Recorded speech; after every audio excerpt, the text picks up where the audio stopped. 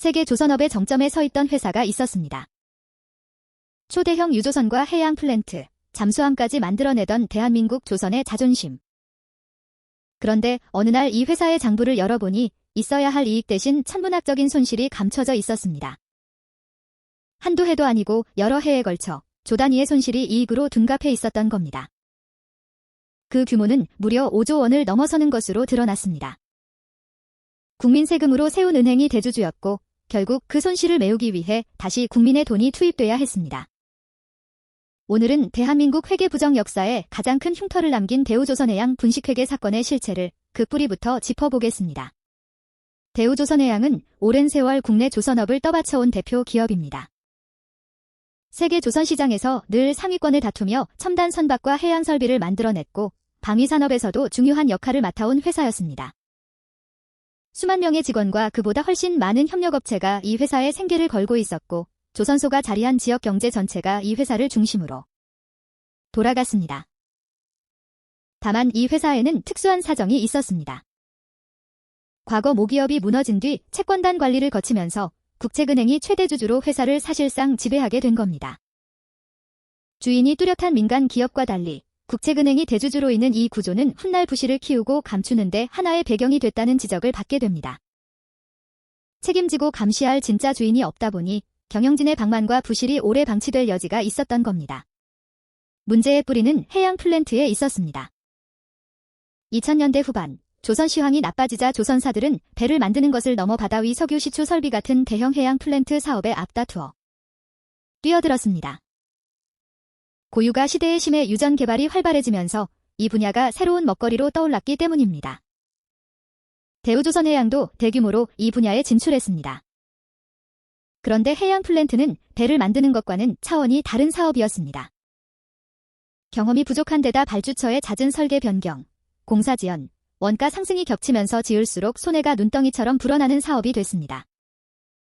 처음 계약한 금액으로는 도저히 감당할 수 없는 추가 비용이 계속 발생한 겁니다. 여기에 유가가 떨어지면서 발주처들이 인도를 미루거나 대금 지급을 늦추는 일까지 겹치자 손실은 더욱 커졌습니다.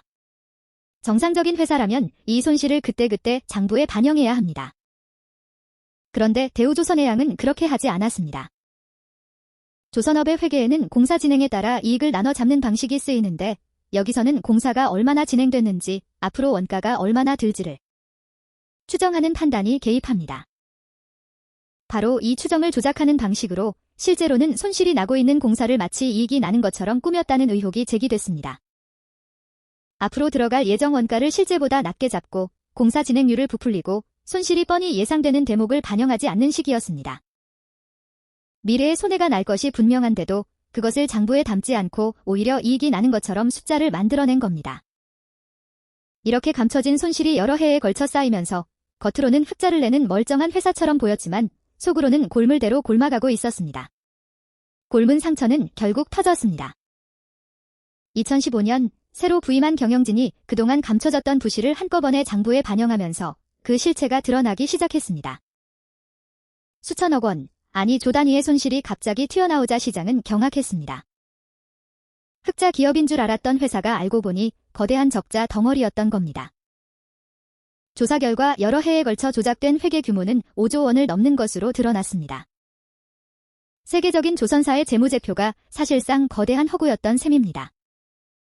우량 기업인 줄 알고 이 회사의 주식과 회사채에 투자했던 수많은 투자자들이 막대한 손실을 입었고 회계 정보를 믿었던 시장의 신뢰가 뿌리째 흔들렸습니다. 기업의 재무제표라는 자본시장의 가장 기본이 되는 약속이 무너진 사건이었습니다. 수사와 처벌이 뒤따랐습니다. 검찰은 회계 부정과 경영 비리를 겨냥해 대대적인 수사에 나섰고 전직 최고 경영자를 비롯한 핵심 경영진이 법정에 섰습니다. 오랜 재판 끝에 분식회계와 관련한 책임을 물어 실형이 선고됐고 회사의 회계를 감사했던 회계법인 역시 부실 감사의 책임에서 자유롭지 못했습니다. 기업의 장부가 진실한지 검증하는 것이 감사인의 역할인데 그 역할을 제대로 하지 못한 겁니다. 회계법인에 대해서는 영업정지 등의 중징계가 내려졌고 감사제도 전반의 허점이 도마에 올랐습니다. 대주주였던 국책은행과 감독 당국이 부실을 방치하거나 제때 걸러내지 못했다는 비판도 거세게 일었습니다. 감시해야 할 여러 겹의 장치가 하나같이 작동하지 않았던 겁니다. 가장 뼈아픈 대목은 뒷수습의 모기였습니다. 감춰졌던 손실이 한꺼번에 드러나면서 회사는 존폐 위기에 몰렸고 이를 살리기 위해 결국 조 단위의 공적 자금이 다시 투입됐습니다. 국책은행을 통해 다시 말해 국민의 부담으로 회사를 떠받쳐야 했던 겁니다. 회사를 그대로 무너지게 두기에는 여기에 걸린 일자리와 협력업체, 지역경제, 그리고 방위산업의 무게가 너무 컸기 때문입니다. 그 사이 회사는 뼈를 깎는 구조조정에 들어갔습니다. 인력을 줄이고 자산을 팔고 사업을 정리하는 고통스러운 과정이 이어졌으며 수많은 협력업체와 노동자, 그리고 조선소가 있던 지역경제가 함께 고통을 겪었습니다. 경영진의 부정이 낳은 대가를 정작 아무 잘못 없는 사람들이 나눠 짊어진 셈입니다.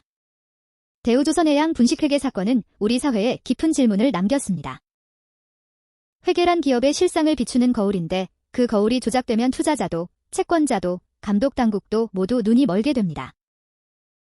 특히 대주주가 국책은행이고 감독당국이 지켜보는 회사에서조차 이렇게 거대한 부실이 오래 감춰졌다는 사실은 우리 회계와 감사, 그리고 지배구조 전반에 대한 근본적인 반성을 불러왔습니다. 이 사건을 계기로 회계 투명성을 높이고 감사인의 독립성을 강화하기 위한 제도 개선 논의가 이어졌고 부실을 감추면 언젠가 더 큰 대가로 돌아온다는 교훈이 다시 새겨졌습니다. 5조 원이 사라졌다 나타난 이 사건은 숫자 뒤에 숨은 진실을 외면한 대가가 얼마나 혹독한지를 지금도 무겁게 증언하고 있습니다.